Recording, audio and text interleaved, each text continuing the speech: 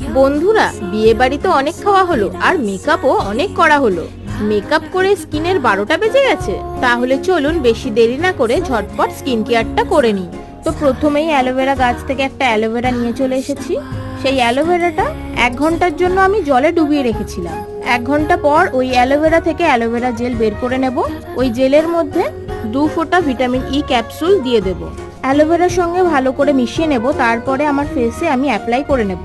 ফেসটাকে কিন্তু আগে থেকেই ভালো করে ক্লিন করে রাখতে হবে। অ্যালোভেরা কিন্তু আমাদের স্কিনটাকে হাইড্রেট রাখতে সাহায্য করে। এর পাশাপাশি কাটা ছেঁড়ার দাগ, ব্রণর দাগ, ছোট ছোট ফুসকুড়ির সমস্যা থেকেও আমাদের মুক্তি দেয়। অ্যালোভেরা জেলটা ফেসে শুকানো পর্যন্ত অপেক্ষা করব। তারপর ঠান্ডা জল দিয়ে মুখটা ভালো করে ধুয়ে নিতে হবে। দেখুন আমি ধুয়ে নিয়েছি আর আমার স্কিনটা কতটা পরিমাণে হাইড্রেট লাগছে। এই স্কিন কেয়ারটা কিন্তু রাতেই করতে হবে। তাহলে বাই বাই।